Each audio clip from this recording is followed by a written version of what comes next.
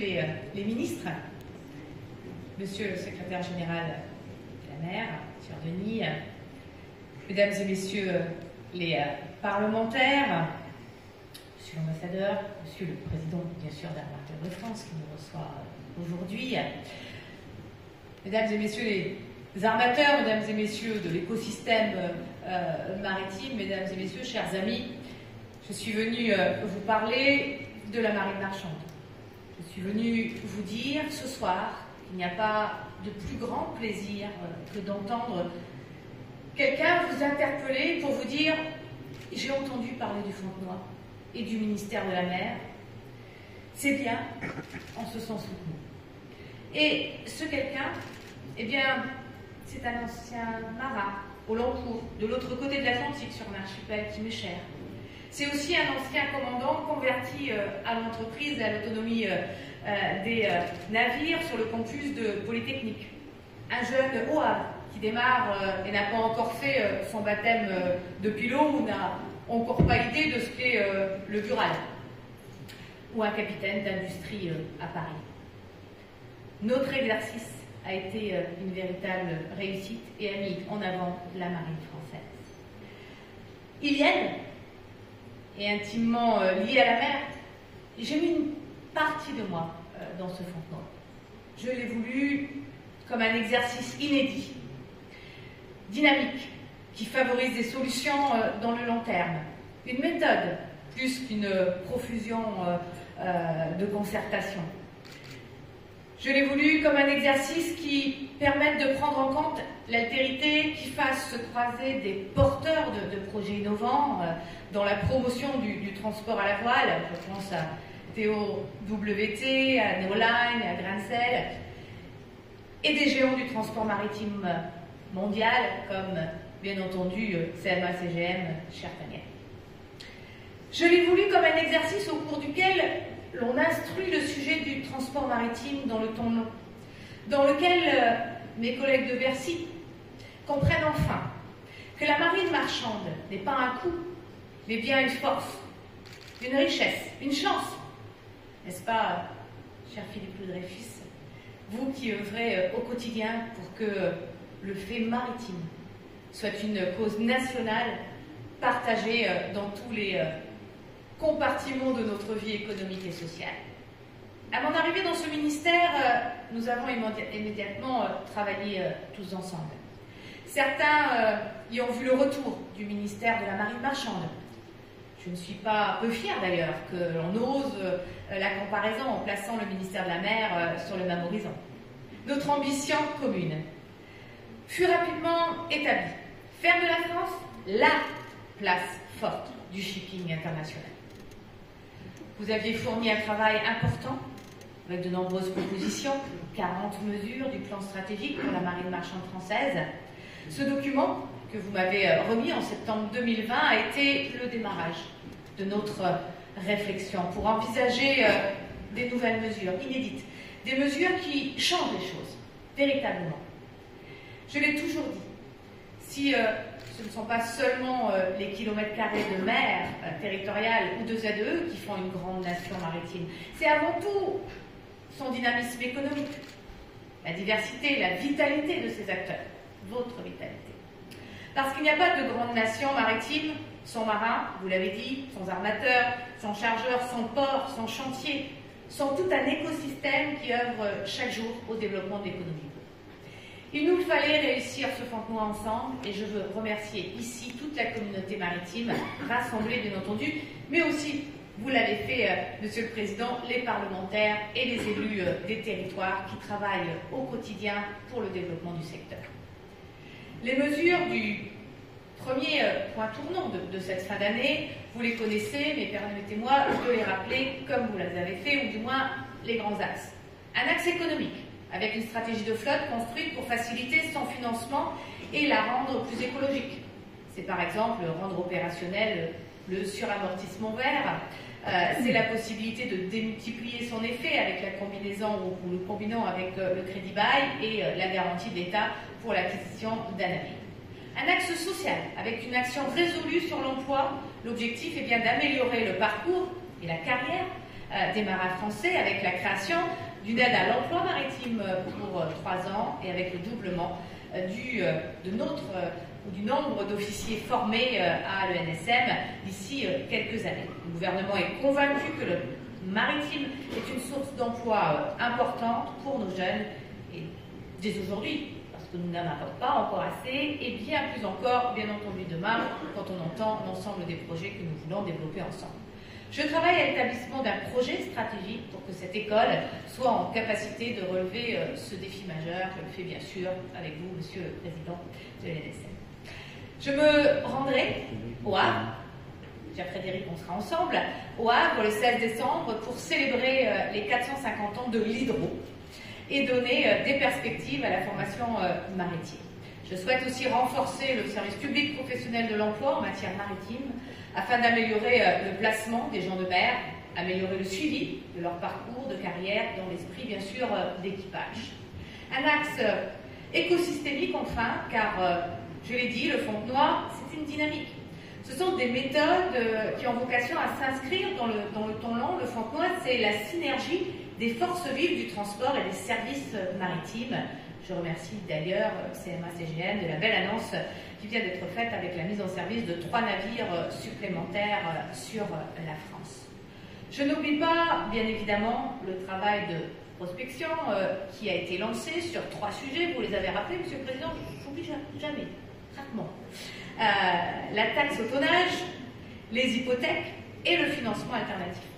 Nous attendons les résultats, puisque le travail est déjà commencé, des résultats concrets et rapides. J'en ai pris l'engagement pour apporter de vraies réponses avant la fin de ce quinquennat. Cette dynamique, c'est aussi un accord de performance, un pacte, qui a été signé entre le ministère de la Mer, Armateurs de France et les clusters maritimes français le 14 septembre dernier lors des assises de l'économie de la mer à Nice. Vous le savez, le président de la République a pleinement apporté son soutien à la dynamique du Fontenoy. Cette démarche doit perdurer au fur et à mesure de notre route. C'est pourquoi j'ai décidé, d'ici le début de l'année prochaine, de nommer un nouveau président au Conseil supérieur de la marine marchande. Je souhaite que le Conseil soit à l'image d'une passerelle de navigation en veille permanente et soit force de proposition sur les enjeux du shipping.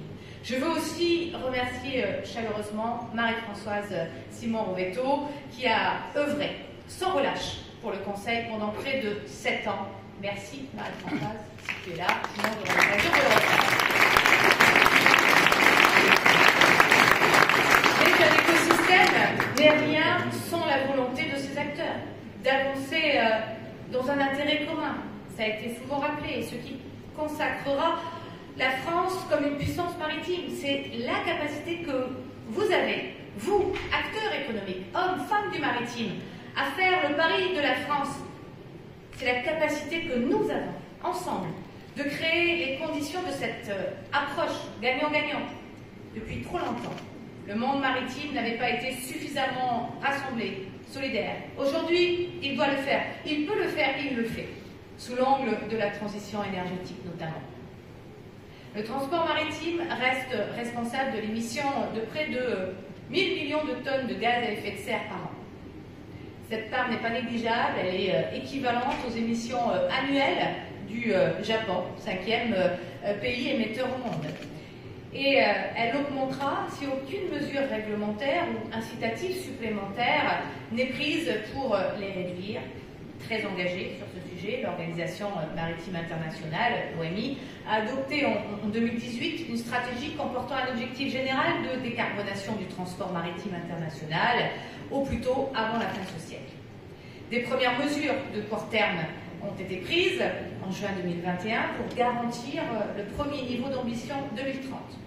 Limitation de la puissance des moteurs, navigation à vitesse réduite, dispositif de renforcement d'efficacité de la propulsion, optimisation du routage, pour ne citer que quelques exemples, car vous en avez cité d'autres. Nous voulons, la France souhaite aller plus loin, vers des mers plus sûres, car encore plus propres, puisque j'ai en effet pris la décision d'interdire les scrubbers à boucle ouverte dans la bande des 3000. Pour autant, le secteur ne pourra accomplir sa décarbonation complète par des seules mesures d'efficacité énergétique. Une profonde et massive mutation technologique des modes de propulsion de nos navires, enclenchée le plus rapidement possible, compte tenu de la durée de vie moyenne d'un navire, est indispensable. La question du financement des navires est donc centrale pour répondre à cette ambition. Les besoins d'investissement en navires neufs sur les 10 années à venir, pour faire face bien sûr au vieillissement de la flotte mondiale, mais aussi et surtout à son nécessaire verdissement, sont estimés à 100 milliards d'euros par an. Je salue ici la coopération entre les forces vives de la nation maritime, la construction et les armateurs dans le cadre de la feuille de route Green Ship du Corimer, qui est absolument essentielle pour moi. C'est là qu'on trouvera l'essentiel de l'accompagnement des navires verts et même décarbonés, peut-être construits et entretenus en France, armés par des compagnies françaises et des marins français, sur toutes les mers du monde, et dans des ports français. Architectes de solutions logistiques devront se donner les moyens d'accueillir le monde entier. Je peux parler des ports, mais je le ferai en lien avec le ministre délégué chargé des Transports. Je referai des propositions concrètes pour permettre au président de la République de faire de la France, en 2030, le premier port d'Europe. Je l'ai déjà dit, ce ne sont pas que des mots, c'est véritablement une stratégie qui sera portée par le président de la République.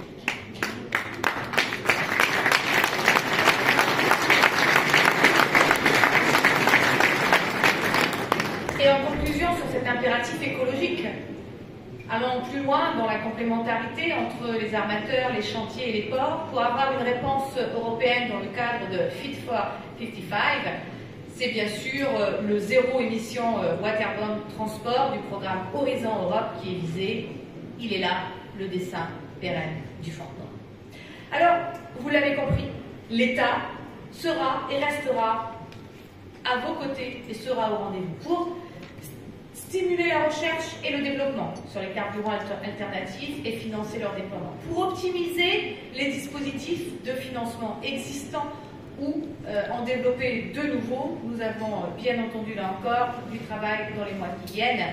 Je pense évidemment là encore à la mission sur le financement alternatif, cher Fernand Bozon. Pour maintenir également et développer l'emploi dans le temps long, j'en ai beaucoup parlé, nous en reparlerons à La Rochelle, puisque nous organisons, le ministère de la Mer organise un colloque dans le cadre de la PFUE le 9 et 10 février prochain. J'espère que vous y serez nombreux. Je vous y attends parce que ce sujet, nous devons aussi le porter ensemble. C'est un autre de mes combats. Bien sûr, le règlement de 92, je veux garantir des conditions de travail et de vie, comme vous, Monsieur le Président, dignes à bord des navires, à bord de tous les navires en Europe, vers une harmonisation efficace et réaliste. Ce colloque se tiendra juste avant le One Ocean Summit, cette fois-ci à Brest, qu'a souhaité le Président de la République. Nous aurons donc, entre La Rochelle et Brest, une nouvelle occasion en février de montrer le leadership de la France sur les questions internationales liées aux enjeux maritimes. Il s'agit donc d'un énorme challenge auquel vous, armateurs, êtes aujourd'hui confrontés. Certains acteurs de cette réussite ont même accepté de remplir, n'est-ce pas, cher Frédéric Moncagny, pour renforcer encore la solidarité des acteurs de la filière maritime dans le domaine des énergies renouvelables. L'État, je vous le redis, vous accompagnera. Permettez-moi, au-delà de cet enthousiasme, de rappeler quand même que nous sommes encore au milieu du chemin. Je reste préoccupée par la situation plus générale du transport de passagers sous pavillon français, et même si l'État a œuvré pour donner des perspectives. Et l'annonce du jour de Brittany Ferries, cher Jean-Marc Rouet, d'un navire au GNL sous pavillon français le 17 janvier prochain, le Salamanca, est une heureuse réponse à cet engagement à vos côtés, l'engagement de l'État. Mais je pense aussi, bien évidemment, à la Méridionale, à DFDS, à l'ensemble de la grande famille, et donc je pense à Corsica Linea, mais également à nos armateurs d'outre-mer. Nous ne vous laisserons pas tomber. Voilà ce que je suis venue vous dire aujourd'hui et je veux vous accompagner dans les échéances à venir.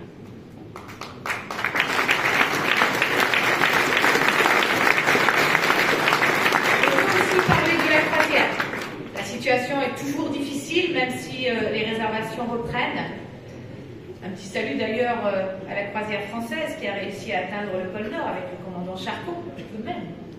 Je n'oublie pas, non plus, et vous l'avez cité, le travail qui se poursuit. Et je ne lâcherai pas, ça fait quand même des années que j'essaye d'apporter des solutions au registre Wallis et Futuna. Enfin, j'aurais aimé venir devant vous pour vous dire que la crise Covid est derrière nous. Mais en cette fin d'année 2021, non, nous ne sommes pas encore sortis de cette crise sanitaire, notamment avec le nouveau variant Omicron. Pourtant, je veux vous dire à nouveau merci. Même si nous avons appris à vivre avec ce virus, nous arriverons et que nous arriverons à nous projeter dans l'avenir, le monde s'est de nouveau ouvert et les échanges se poursuivent grâce à nous. Nous vous le devons. Sans doute en très grande partie, bien entendu, au transport maritime et plus largement à son écosystème, à toutes ces femmes, à tous ces hommes qui travaillent au sein de vos entreprises, parfois souvent loin de leur famille, contre vent et marée, contre la pandémie, pour que le monde continue à vivre. À l'approche des fêtes de fin d'année, permettez-moi donc d'avoir une pensée toute particulière pour ces gens de mer qui seront loin de leurs proches pour permettre d'assurer la continuité de l'économie bleue entre les différents continents.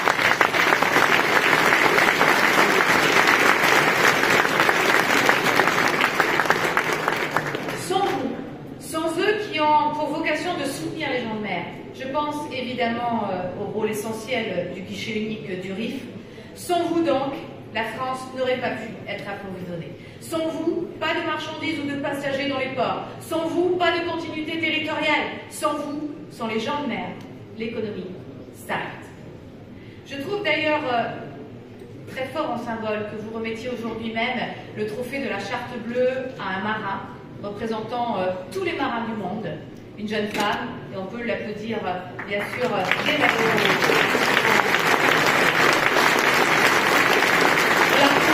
à l'heure sur scène.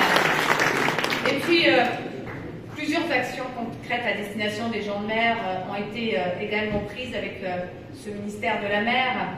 Je pense à la vaccination des gens de mer, bien sûr. Elle est arrivée prioritairement, même si oui, je l'ai entendu, vous me l'avez dit, tout ça est un peu tardif, mais prioritairement. Je pense aux facilitations des relèves d'équipage, je pense à la reconnaissance du statut de travailleur essentiel. Nous allons travailler ensemble, c'est aujourd'hui pour cela que j'ai ardemment souhaité la mise en place d'une logique de branche accident du travail et maladie professionnelle pour les marins, après l'excellent travail que Philippe Lafont a fourni et ce rapport qui a été remis au gouvernement. J'en profite aussi pour remercier Jean-François Geoffrey, président du Conseil supérieur des gens de mer, qui va continuer sa mission dans l'intérêt général. Merci pour terminer. Je vais bien terminer. Pour terminer, je constate, cher président Sauvé, que le nombre de vos adhérents augmente. De quoi occuper le nouveau délégué général, Jean-Philippe Casanova, dont je salue le pilotage expert et reconnu, tout en remerciant bien sûr Jean-Marc Lacave pour son implication et cette belle carrière maritime qu'il termine, pas complètement me semble-t-il. D'ailleurs, il n'y a pas beaucoup qui terminent on a toujours dit c'est une passion le maritime, et dans cette passion, je crois qu'elle nous anime tant qu'on est debout.